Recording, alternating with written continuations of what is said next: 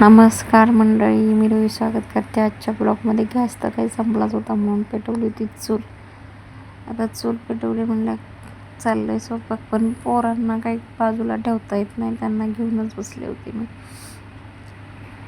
तिथं बसल्या ती आणि माझं चाललं एक इकडं टाकले कालवण, एक इकडं आता चपात्याची तयारी.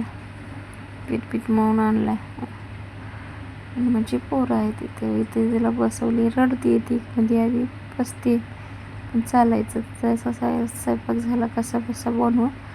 त्याच्यानंतर त्या शेंगा तिथंच पडलेल्या होत्या, त्या काही आधी उचलायला जमल्या नाही, म्हणून म्हटलं आधी उचलून होता. दूध ठेवलं होतं तापवायला आणि म्हटलं ह्या शेंगांची रवानगी आता वरच्या घरात करावं, कारण का ते काही वाळणार नाही, पाऊस तर येणार. सारख्या उचलून साचून 4-4 शेंगा इकडं तिकडं होतं ते, त्यापेक्षा त्यांना तिकडं निवांत नेऊन टाकलेल्याच बरं. एवढ्या गोण्यांभर शेंगा वाळल्या, पण त्या काही वाळणार. त्या कालच्या पावसाने अशी हालत झाली होती या गोठ्याची. तर त्यांना शेण काढणं आहे गरजेचं आहे, झाडून घेणं गरजेचं आहे. म्हटलं आता चला, आता काय मागं पुढं बघायचं आहे ते आपल्यालाच करायला लागणार आहे. कशाला बघायचं मागं पुढं, कोण करेन. घेतलं उरकून मग त्याच्यानंतर मग लाकड चुलीला लाकूड तर पाहिजे ना. म्हटलं आता येता लाकडंही घेऊन येऊ द्या. परत पाऊस आला तर भिजायचे, घेऊन आले. आणि मुलांना लागतो डाळ भात, मग डाळ भात काय आता म्हटलं आता एवढ्यासाठी काय याच्यात शिजवणं योग्य नाही. ढोपा बिपात मग डायरेक्ट बोट घेऊन कुकर लावला. नो टेन्शन, म्हणजे झाकू नाही राहील, पाकू नाही राहील, त्याच्यात काही कचरा बिचरा उठ. डाळ घेतली होती करून, मग भात लावला होता. घेऊ होता बाकीची कामं उठणं. तर भांडी घासून घेतली, त्याच्यातही ती लुडबुड करत होती ना. तर कपडे घासायची, तर पोर बघायचं झालं. भांडे घासताना पूर्ण भिजली होती, आता कपडे धुताना. आणि हे आजचं नाही, हे रोजचं जे तिचं ते. झोपली तर ठीक, नाही तर मग हे असं चाललेलं असतं. चालते आता लहान आहे, त्यांना सांभाळायची गरज आहे, पण आता नाही. आता त्यांना हे इथं बसली, मी कपडे धुते चालले. होईल आता ती पण मोठी होईल, जेव्हा कळेल तिला समजेल तेव्हा नाही घ्यायची मागं पुढं. पण आता बारीक आहे, त्यांना गरज आहे सांभाळायची.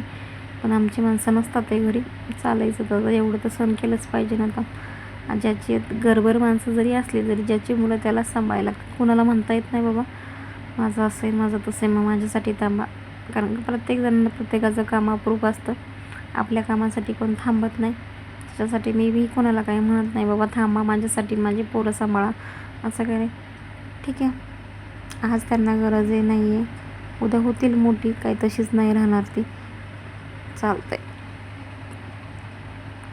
पाणी आलं म्हटलं भरावा पाणी, पण ते पाण्याचं काय जरा गडूळच आलं. संध्याकाळचा स्वयंपाक घेतला बनवून, पोरंही आहे तिथे आजूबाजूला. हे बघा असं चाललंय त्यांचं, म्हणजे नता रडू काय काय करू अशी तर आहे तिची. आणि आता भाकरी करायला घेतली. या कसं काय आणि कसं आता कसं हे करायचं म्हटलं तर चाललंय आता चाललंय. भाकरी घेतल्या करून, तोपर्यंत त्या पिठाचं पारा आला आणि म्हणजे त्याचा हात खराब असेल. तू जेवलाय खावलाय, त्याचा हात स्वच्छ आहे, त्याच्यामुळे मी काय नाही म्हटलं. इकडे चालले आपलं चुलीवर भाकर भाजायचं काम. तर इथं पार पिठाने भरली माझीच नाव सोनू, तर पार खाली मातीने भरली होती. म्हटलं आता हे काय आता करावं, उरकावा, कारण का परत त्यांना घेतलं तर उशीर होईल, परत जेवायचा टाईम चालायचंच होतं. मग घेतलं जेवण खावणं झाल्यानंतर ही भांडी घासणं म्हणजे मोठा टास्क आहे, कारण का काळी निळी भांडी. सोनू काय किरकिर चाललेली होती, पटापटा भांडी घासली. असा होता आजचा माझा दिवस. 19-20 होत करत दिवस संपला. चालतंय, व्हिडिओ पाहिला तर लाईक करा, शेअर करा, कमेंट करा, सबस्क्राईब नक्की करा. भेटूया नेक्स्ट ब्लॉगमध्ये, तोपर्यंत गुड नाईट.